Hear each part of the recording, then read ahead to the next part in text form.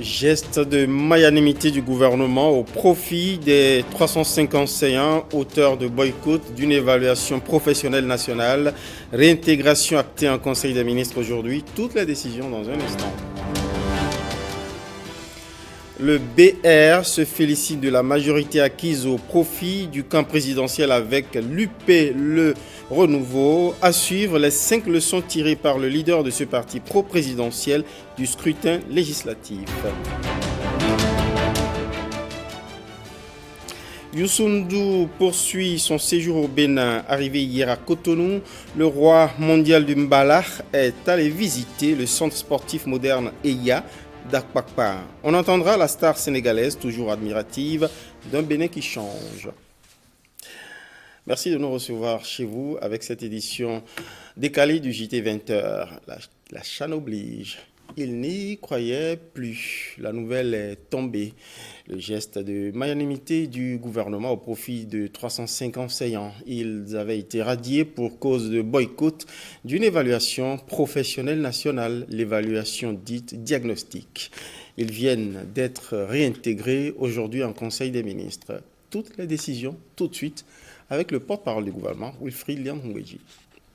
Le président de la République, M. Patrice Talon, a conduit les travaux du Conseil des ministres de ce mercredi 18 janvier 2023. À l'issue de la séance, les décisions ci-après ont été actées au chapitre des mesures normatives. Il a été adopté sous cette rubrique le décret accordant à la société WAPCO Bénin SA une dérogation aux conditions de béninisation de 3 navires en construction destinés au projet pipeline d'exportation Niger-Bénin. Au chapitre des communications, en point 1, approbation du plan stratégique et du plan d'action 2023-2027 du Conseil national de l'éducation CNE. Cet important organe du système éducatif a été mis en place pour œuvrer à résorber les nombreux dysfonctionnements structurels du secteur, notamment de gouvernance, de qualité des programmes de formation et des pratiques enseignantes. Si les actions qu'il mène depuis son installation en 2020 ont un impact appréciable sur le système éducatif national, il est indispensable que les performances soient durablement améliorées grâce à une transformation structurelle et qualitative. C'est pourquoi le CNE s'est doté d'un plan stratégique, outil de planification à moyen terme et référentiel de programmation de toutes ces interventions pour la période 2023-2027.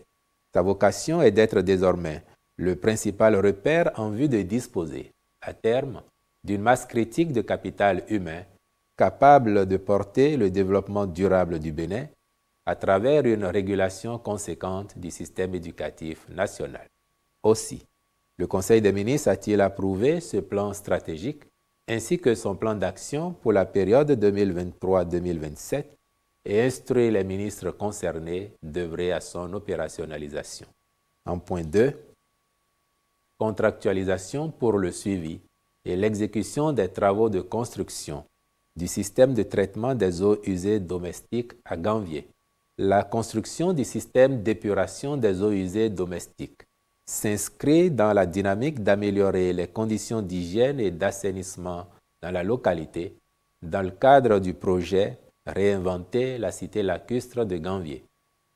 À cet effet, des études ont déjà été entièrement réalisées et la prochaine étape consistera en la réalisation des différentes composantes de l'ouvrage tenant compte des prescriptions techniques. Par ailleurs, compte tenu de la particularité du milieu récepteur du projet et de la complexité de l'infrastructure, il a été décidé de commettre une mission de maîtrise d'œuvre d'exécution pour le suivi et le contrôle des travaux aux fins de leur réalisation en conformité avec les prescriptions architecturales, techniques et environnementales. C'est pourquoi le Conseil a autorisé la contractualisation avec les entreprises qualifiées qui ont été sélectionnées. En point 3, approbation de la stratégie nationale d'intelligence artificielle et des mégadonnées 2023-2027. Cette stratégie et son plan d'action ont été élaborés dans une démarche qui intègre les parties prenantes, suivant une approche holistique axée autour des solutions technologiques adaptées aux besoins de notre pays, notamment dans les domaines de l'éducation, de la santé, de l'agriculture, du cadre de vie, du tourisme et sur la compréhension des cas d'utilisation applicables au contexte béninois. Porté par la vision de faire du Bénin, à l'horizon 2027, un pays qui rayonne également par la valorisation de ces données massives par le biais des systèmes et technologies de l'intelligence artificielle et du développement des compétences irrelatives, elle est composée de 4 programmes déclinables en 3 phases pendant 5 ans, avec un portefeuille contenant 123 actions impactant les secteurs publics et privés. Son adoption permettra de positionner le Bénin comme un pays apte à saisir les opportunités actuelles et futures afférentes à l'intelligence artificielle et au traitement des données massives, ce qui le rendrait encore plus attractif pour tout type d'investissement provenant notamment du secteur privé et des partenaires au développement. En point 4, lever des sanctions infligées aux 305 enseignants ayant opposé un refus de prendre part à l'évaluation des connaissances et reversement dans le corps des fonctionnaires des agents contractuels de droit public de l'État remplissant les conditions exigées lors de cette évaluation. Courant 2018, le gouvernement avait, dans le cadre de la mise en œuvre d'un plan d'amélioration de la qualité de l'enseignement dans notre pays, initié un processus d'évaluation des connaissances intellectuelles et professionnelles des enseignants de la maternelle, du primaire et du secondaire général afin d'identifier clairement les niveaux de compétences et les besoins en renforcement de capacités.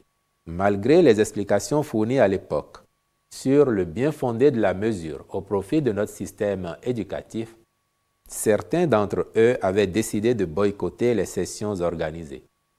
Il s'agit de 113 enseignants du primaire et 192 du secondaire qui avaient été, en conséquence, radiés de la fonction publique. Depuis lors, ceux-ci n'ont eu de cesse de solliciter la clémence du gouvernement, notamment à travers les responsables des centrales et confédérations syndicales. Aussi, sur la base d'une communication conjointe du ministre d'État, secrétaire général de la présidence de la République, des ministres chargés des enseignements maternels et primaires, secondaires, puis de la fonction publique, et tenant compte de la dimension sociale du dossier, le Conseil a-t-il marqué son accord pour la levée des sanctions infligées aux intéressés et leur réintégration dans la fonction publique. Par la même occasion, il a été décidé, conformément aux engagements du gouvernement, de reverser dans le corps des fonctionnaires tous les agents contractuels de droit public ayant obtenu une moyenne supérieure ou égale à 10 sur 20 à l'occasion de cette évaluation. Les ministres concernés prendront les dispositions appropriées pour l'opérationnalisation diligente de ces décisions. Je vous remercie. Dès sa descente d'avion au Bénin, il avait les étoiles dans les yeux. Youssou N'Dour poursuit son séjour à Cotonou. Arrivé hier au Bénin, le roi mondial du Mbala est allé visiter le centre sportif moderne EIA d'Apapa. La star sénégalaise a confié quelques mots à Marcela Rossi. Il y a plus de 10 ans que Youssou N'Dour a mis pied au Bénin. L'artiste sénégalais de renommée internationale ne vient pas en ce début d'année pour un concert. Il vient saluer le Bénin qu'il n'a pas revu depuis, le nouveau Bénin, dont il suit les évolutions. J'ai suivi l'arrivée du président Talon qui a un discours qui me parle. Et donc je suis venu et j'ai vu vraiment que le pays avance, que son leadership est là. Et j'ai vu aussi les secteurs que j'ai eu l'occasion de visiter, que ce soit dans l'industrie. Aujourd'hui, on était à la zone industrielle. Nous avons vu cette vision-là avec vraiment un développement qui se dessine grave. Nous avons visité les artistes, on a échangé et on finit ici dans ce centre communautaire extraordinaire avec Lionel où on a eu à écouter du son, à regarder le sport, à voir les gens boire un verre, manger quelque chose et à la fin, l'apothéose avec le spectacle que les enfants nous ont donné. Moi, je suis ravi et c'est ce Bénin-là que je suis venu saluer.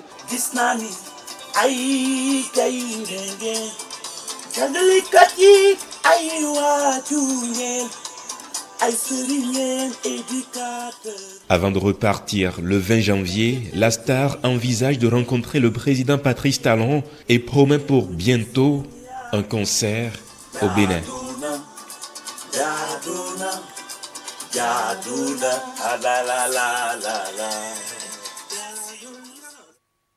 Voilà pour le regard extérieur de Youssou N'Dour, 10 ans après. Ça va fouler le sol du Bénin, mais comment le citoyen ordinaire béninois vit-il la gouvernance Talon et quelle adhésion pour la durabilité possible du modèle? Des citoyens se prononcent, on les écoute. Quand on dit bonne gouvernance, c'est la façon dont les gouvernants dirigent une nation.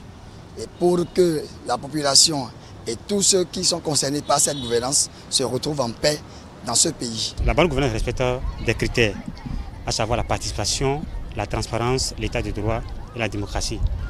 Nous pouvons citer le besoin du peuple de vivre dans un environnement sécurisé.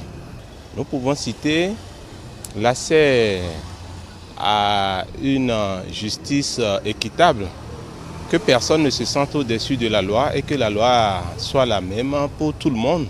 Et nous savons qu'aujourd'hui au Bénin, on a la preuve que notre justice fonctionne de façon indépendante. La preuve, tout récemment, un parti d'opposition a eu gain de cause au niveau de la Cour constitutionnelle pour se faire justice et pouvoir déposer son dossier hors délai et participer aux élections législatives. Vous allez voir que depuis que le chef de l'État est là, le bien public est de plus en plus respecté. Même ceux qui sont ses collaborateurs qui sont entachés par des actes de corruption, il les met à la disposition de la justice. Je crois que celui-là, on doit le remercier. Le gouvernement donne de plus en plus d'eau à sa population, donne davantage d'électricité là où il n'y en a pas.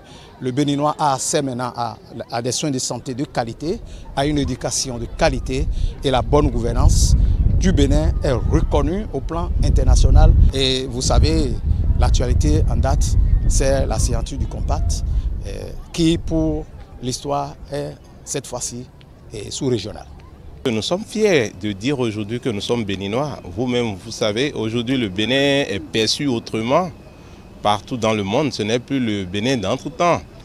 Et si c'était avant, déjà en décembre, vous allez constater des braquages à gauche et à droite. Déjà, il y a un grand pas qui se fait sur le plan sécuritaire. Quand on prend les fonctionnaires, ils ont peur de poser des actes qui peuvent les rattraper demain. Je prends par exemple dans le cadre de la retraite. Il y a une réforme qui a été faite. Avant, qu'est-ce qui se passait? Le retraité doit rassembler au moins une vingtaine de pièces avant de prévaloir avoir son carnet de pension. Aujourd'hui, il faut seulement 4 pièces.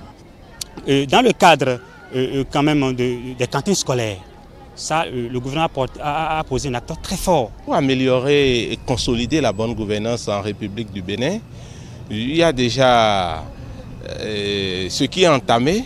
Par exemple, le projet que le gouvernement a de faire la gratuité des soins de santé à la population, les couches les plus défavorisées.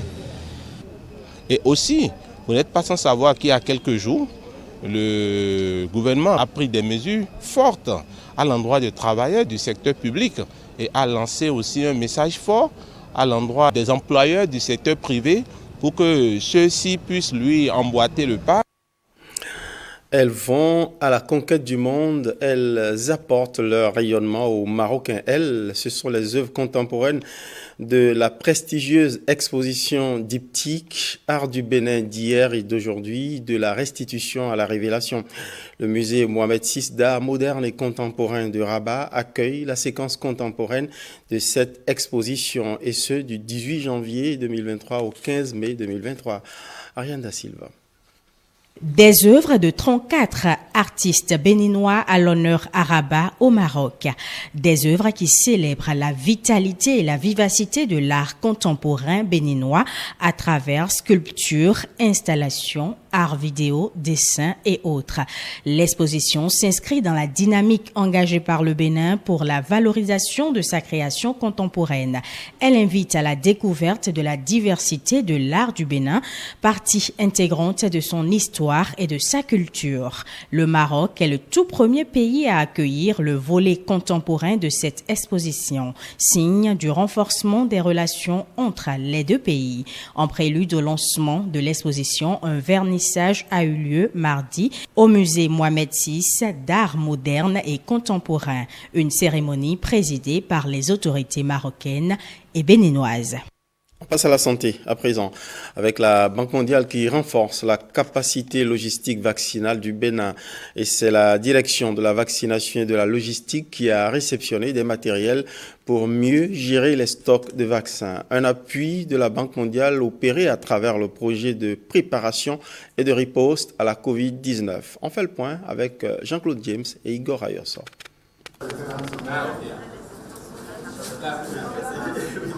Un lot de matériel et d'équipements, réponse de la Banque mondiale aux besoins exprimés par le Bénin. Un coup de pouce pour un meilleur service de vaccination. Nous venons de réceptionner une chambre froide qui est un équipement qui nous permet de conserver les vaccins. Une chambre froide de 40 mètres cubes qui nous permettra d'augmenter nos capacités de stockage grâce à l'appui des partenaires dont la Banque mondiale. Et aussi nous venons de réceptionner des moyens de transport. 2 camions frigorifiques de 40 mètres cubes pour transporter les vaccins depuis le niveau central jusqu'au niveau des départements. En plus de tout ceci, la direction de la vaccination a également reçu des matériels informatiques et de communication. Je voudrais saluer la pertinence du choix des équipements et matériels acquis par le projet PPRC. Au-delà de la vaccination, c'est tout le système de santé de notre pays qui est renforcé au nom du ministre de la Santé. Je voudrais exprimer ici ma profonde gratitude à la Banque mondiale pour cet appui venu à point nommé. Ce que je souhaite en tant que coordonnatrice, c'est que la même dynamique continue pour que notre pays puisse profiter réellement de ces financements et surtout en temps réel. Grâce à ce projet sous tutelle du CNLSTP, tous les départements disposent aujourd'hui des mêmes équipements, mais en un volume un peu plus réduit. On reste dans l'univers de la santé, toujours avec la couverture sanitaire offerte aux gagne-petits par le gouvernement large. L'assurance pour le renforcement du capital humain. Depuis déjà 3 ans, s'expérimente ce modèle de prise en charge gratuite des soins pour le bien-être de la couche active sans assurance maladie. Une réforme qui vient visiblement répondre à un réel besoin. Tenez, bénéficiaires et soignants en appellent déjà à son élargissement. Bernard Djogbe, Karamat Agbataou pour les explications.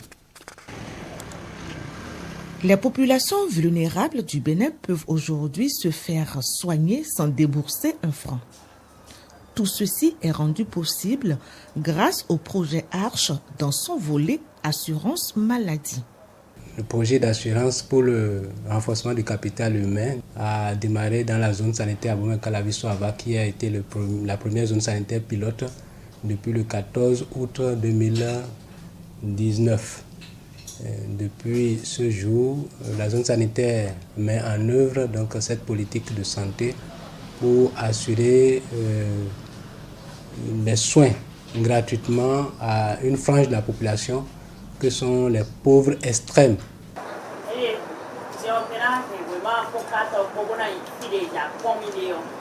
Tout comme Emmanuel, nombreux sont les citoyens qui peuvent jouir de cette prise en charge dès lors qu'ils ont été identifiés pauvres extrêmes avec leur carte Ravip. Je faisais de la fièvre et j'avais des maux de tête à tel point que je perdais l'appétit.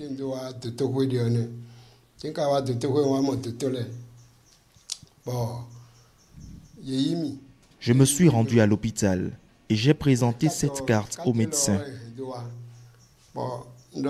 Je leur ai expliqué que je n'avais pas de sous sur moi et ils m'ont soigné gratuitement. Abomey-Calavi, Soava, est la première zone sanitaire pilote du Bénin. Nous prenons l'accouchement qui est gratuit, au CSA Omelopo et aussi l'hémorragie du postpartum. Dans l'autre panier, il y a le paludisme qui est gratuit au centre de santé à Omelopo. Environ 5030 PE qui sont déjà prises en charge dans le cadre donc, de l'assurance maladie H.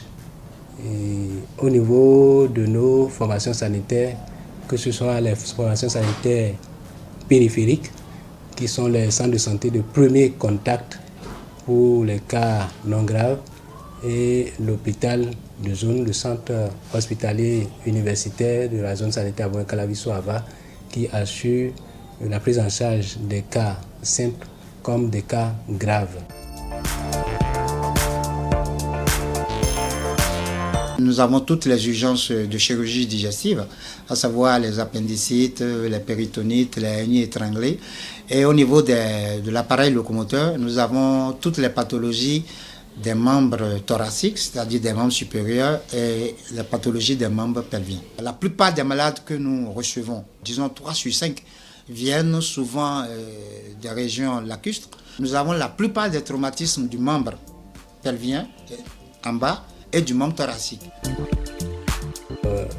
Le premier résultat, c'est que nous avons la chance de les retrouver plus tôt et donc d'éviter de les retrouver en situation de complications. Au sein du corps médical, on appelle à la poursuite des efforts pour parvenir à une prise en charge générale de la population et à un panier de soins plus large. Si le projet peut être élargi dans la population, ça nous fera plaisir. Et ça va éviter des mésententes entre ceux qui n'en ont pas et ceux qui en ont. Je pense que cette initiative est à pérenniser et à encourager parce qu'au moins, ça permet une prise en charge. Bien que le panier de soins soit pour le moment un peu restreint, je pense quand même qu'au fur et à mesure, toutes les pathologies pourront être prises en charge pour permettre vraiment le bon effort des patients. L'État gagne des hommes en bonne santé et les autres en bonne santé, ce sont eux qui font le développement.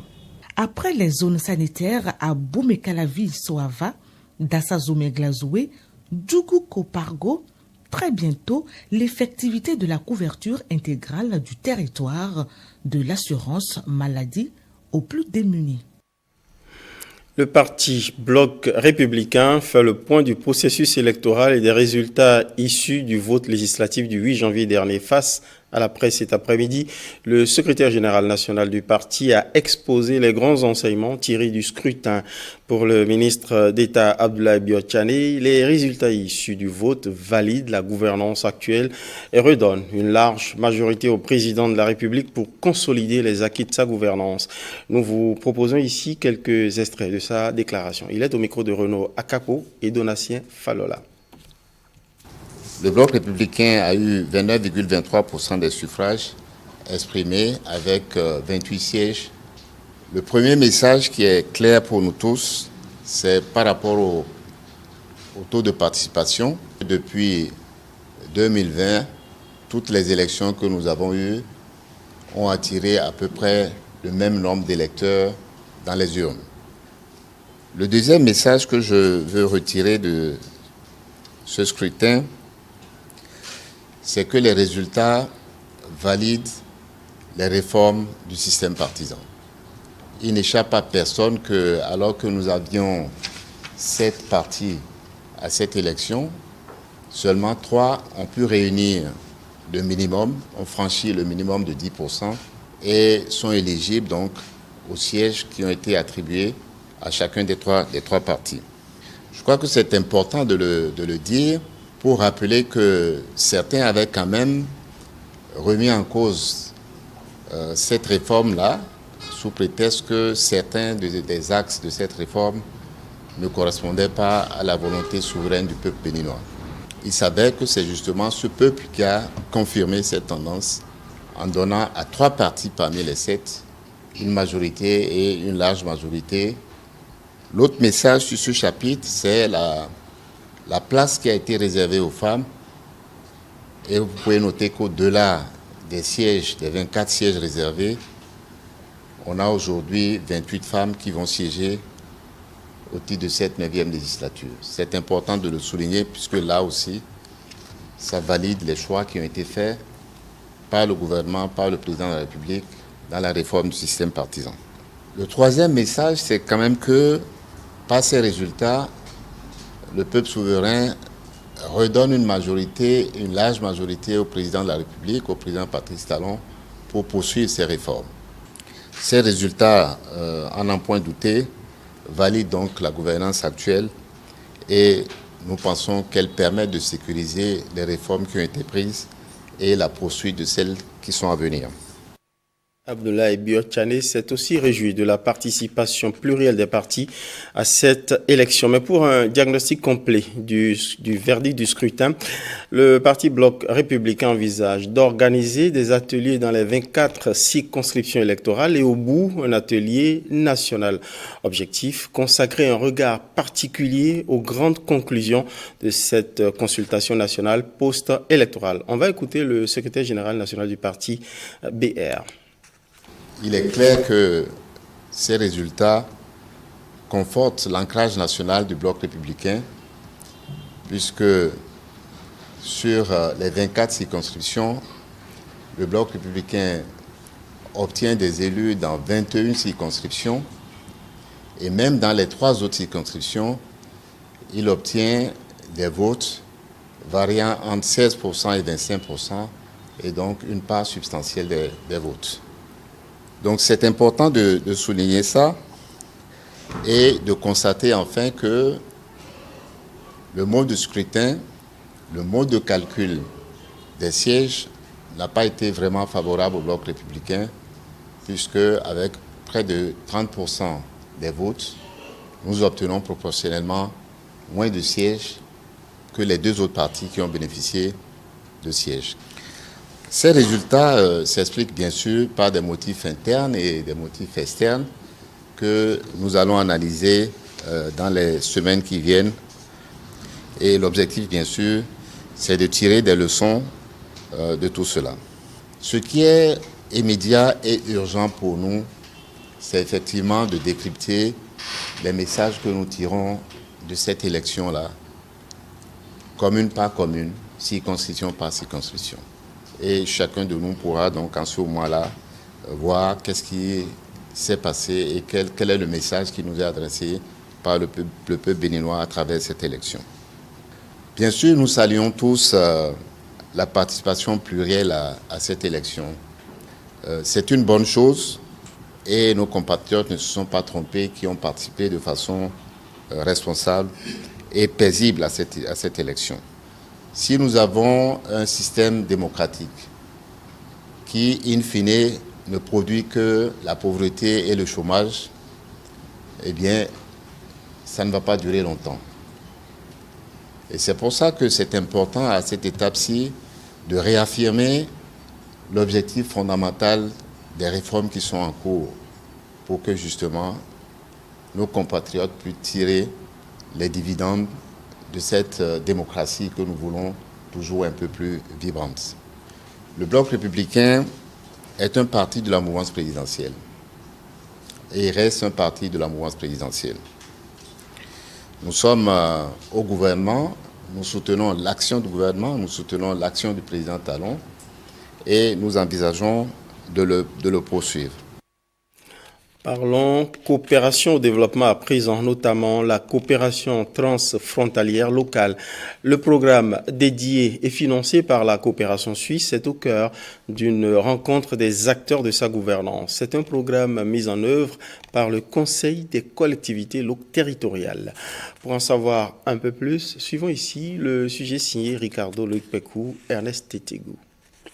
L'organisation de cette rencontre entre fêtières et structures nationales en charge de la gestion des frontières vise à mieux faire connaître les espaces transfrontaliers du Dendi-Ganda et de la bande côtière Sud-Bénin-Togo.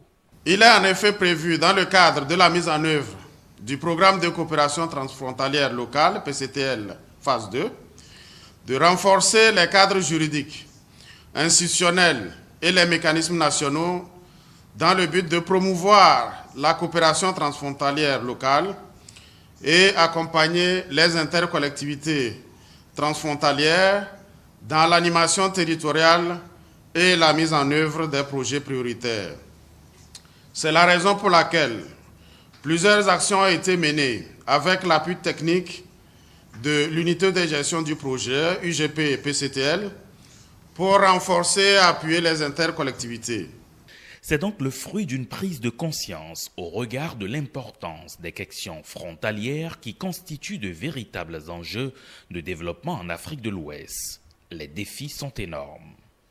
On a donné comme compétence à ces institutions de faire des frontières de véritables espaces de développement, de faire des frontières des traits d'union à travers la coopération transfrontalière.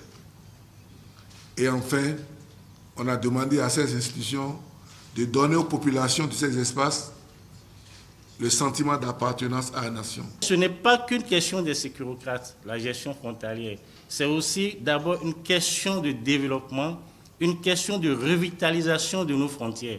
C'est pour ça que nous soutenons ce type d'atelier, parce que cela est conforme à la vision de notre gouvernement qui nous a mandaté d'être ici présents, à qui nous devions rendre compte, parce que nous pensons que c'est ensemble que nous puissions relever ces défis. Les collectivités territoriales sont les plus proches des frontières et elles représentent un maillon important dans le processus d'intégration qui constitue une cheville ouvrière. Wemehwe, ça y est, tradition respectée, démarrage pieux pour le Wemehwe. C'est à travers une célébration eucharistique en hommage au feu père Dominique Adeyemi, premier curé de la vallée de l'Ouémé. Célébration inaugurale de la plus grande fête des retrouvailles fraternelles du Bénin, le Wemehwe. Tradition donc maintenue pour les Wémenous qui ont rallié nombreux l'église Sainte-Thérèse de l'Enfant Jésus et de la Sainte Face d'Azor au lycée. Ola Rodrigo Aguito, Brice Hungbo nous y amène. Il voit le jour en 1901, quitte le monde des vivants en 1981, mais reste toujours présent dans les cœurs 42 ans après. Le père Dominique Adeyemi reçoit des hommages à chaque édition de la fête identitaire Wemehwe, mais l'Eucharistie de cette année est à plus d'un titre. Celui que nous honorons chaque 14 janvier de chaque année, c'est le père Dominique Adeyemi. C'est lui, le père spirituel de notre regroupement, de notre assemblée. Et puis, nous sommes aujourd'hui à la 14e édition de Wemehwe. Pour le père célébrant, ceci n'est point un hasard, encore moins le choix d'Azor lycée pour abriter les festivités des 14 ans d'existence de la fête Wemehwe. C'est là que l'idée d'une fête identitaire a vu le jour. Pour cette 14e édition, l'agenda est riche en manifestations. À partir du 25, il y a des activités. C'est un plateau d'activités pendant toute la période. Il y a la caravane, vous savez, on fait une caravane qui draine du monde. Il y aura la remise de flambeaux et le grand jour, c'est le 29, sur le site du CEG à Zongoulissé. La messe commence à 9h. Mais avant, l'orphelinat des sœurs d'Azor lycée a eu droit à un don vivrier et financier après un recueillement et des prières sur la tombe du feu père Dominique Adeyemi. On prend le rendez-vous du Wemehwe. On reste dans la vallée de l'Ouémé avec une tête couronnée. Sa Majesté Oba Adeki Iloumon Sion, roi central de la vallée de l'Ouémé. Le roi Sion a célébré son 16e anniversaire de trône. L'événement a réuni autour de lui à Dion, citoyens de Ouéma comme plusieurs autres rois du Bénin et de la sous-région. Jennifer Sativi et Calvado Awanou étaient parmi les convives.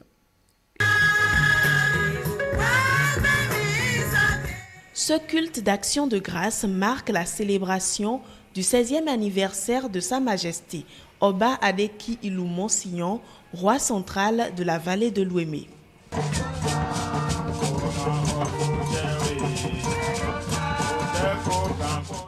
Par cette chanson, l'heureux du jour témoigne sa reconnaissance et rend grâce à Dieu et aux mânes des ancêtres.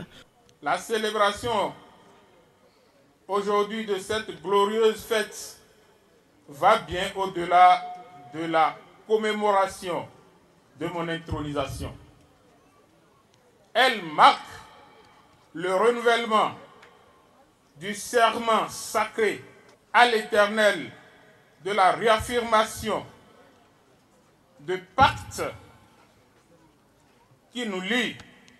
Au pupitre des allocutions, témoignages des mérites du roi, mais aussi prières et bénédictions du Haut Conseil des rois du Bénin, dont il est le trésorier général et récemment le directeur exécutif. Nous vous bénissons, nous vous bénissons, nous vous bénissons. Majesté, nous vous souhaitons un long et prestigieux règne sur le trône hautement sacré de vos ancêtres. C'est à des moments riches en couleurs qu'ont eu droit les hôtes, venus nombreux partager la joie du roi central de la vallée de l'Ouémé. Enfance volée, ce sont les confidences autobiographiques de Dorline Bruno. Dorline Bruno, si vous ne la connaissez pas, eh bien, sachez que c'est le nom de plume de la chanteuse franco-bénino-togolaise Nono Miwa. Elle vient de signer un ouvrage autobiographique publié aux éditions Le Lit Bleu en France. Enfance volée, un livre dans lequel elle livre un peu d'elle-même. Voyons les confidences faites à Patrick Diossou et à Rodrigue Blondoumain sur l'ouvrage L'enfance volée. Enfance volée, tout simplement parce que j'ai pas eu mon enfance comme j'aurais voulu l'avoir, ou comme aujourd'hui on voit un peu partout les enfants qui sont bien avec leurs deux parents, sortir, jouer, manger, prendre les 3 repas par jour, etc. L'idée m'est venue depuis 2003, mais je crois que le déclic c'est en 2016, après un divorce. Voilà. Je suis présidente d'association, je suis aux côtés des orphelins. Et quand je suis avec ces enfants, je regarde de gauche à droite, je dis mais pourquoi? Certains enfants n'ont même pas perdu les 2 parents, mais qui se retrouvent seuls avec des inconnus.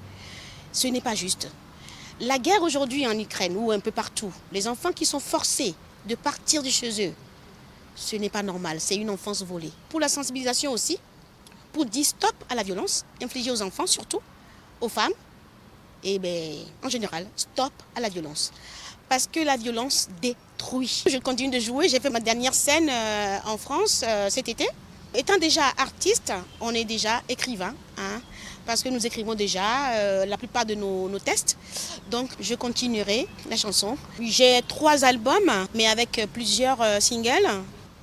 Nientobe jejevielo, mekeye puenama, mimunyabe nyejima. J'aime pas qu'on frappe, qu'on martyrise les enfants.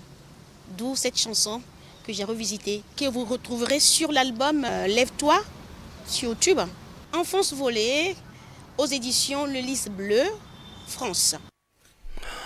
Geste de cœur du Rotary Club Cotonou-Cocotier au monde éducatif. Les bénéficiaires, corps enseignants et écoliers de 4 écoles primaires publiques de Kpomassé et de Semekoudji.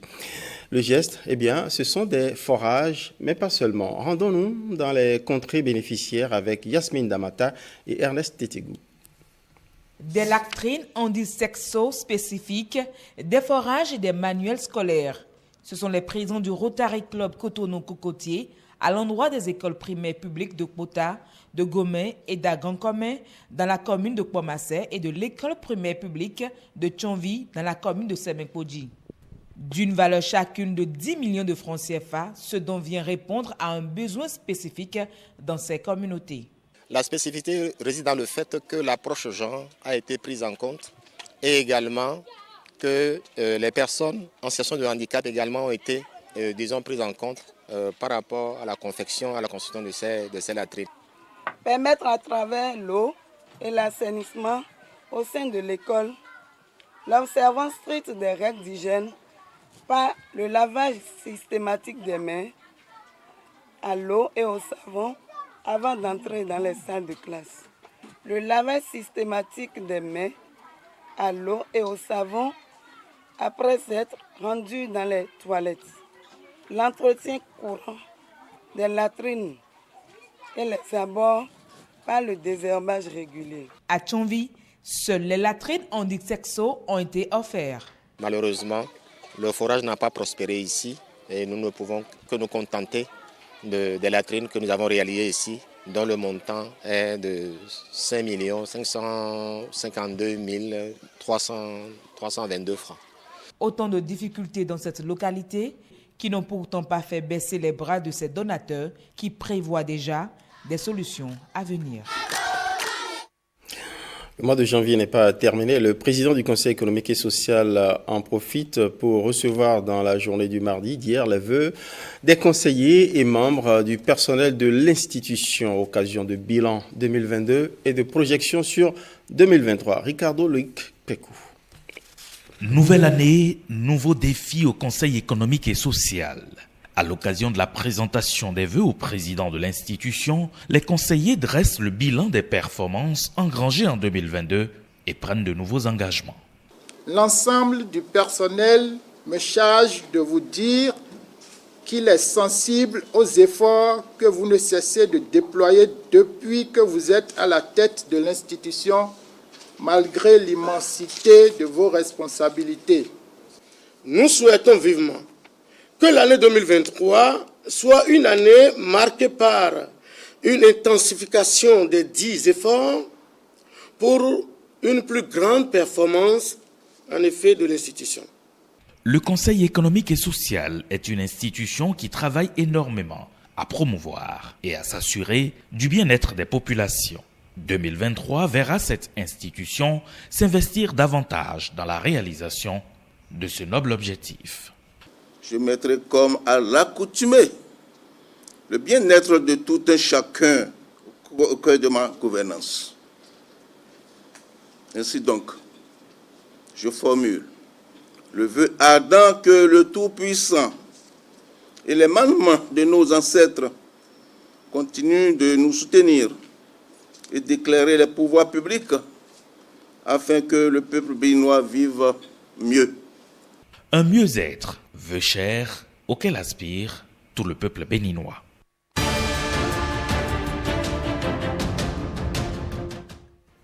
Au-delà de nos frontières, l'actualité se conjugue avec un crash d'hélicoptère près de Kiev en Ukraine. En Afrique, les écologistes sont choqués par la déforestation du parc des Virunga en RDC, pendant que la Libye, malgré sa crise, la crise qu'elle traverse, trouve les moyens d'un sursaut humanitaire au profit d'un voisin avec un don de produits de base à la Tunisie. Le point avec Saturdine Obelakou.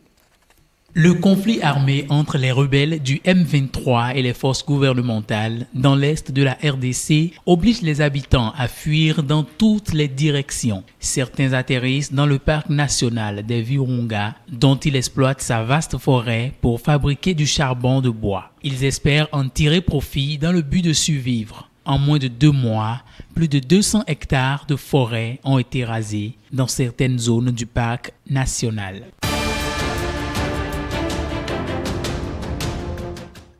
La Libye a fait don de denrées alimentaires à la Tunisie qui est en proie à des pénuries répétées de produits de base. Un convoi de 96 camions transportant du sucre, de l'huile, de la farine et du riz, on peut le voir. Ce don intervient moins de 2 mois après la visite à Tunis du Premier ministre intérimaire libyen visant à réchauffer les liens avec le gouvernement du président tunisien.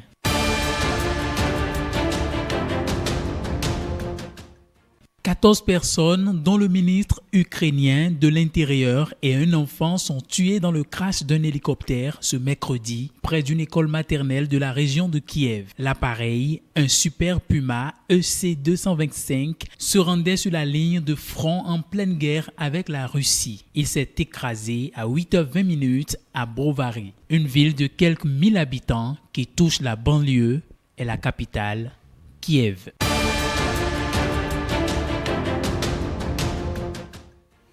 Ainsi va le monde. Merci pour votre fidélité. Prenez soin de vous. Merci à toutes les équipes qui ont contribué à la livraison de ce journal. Bonsoir chez vous.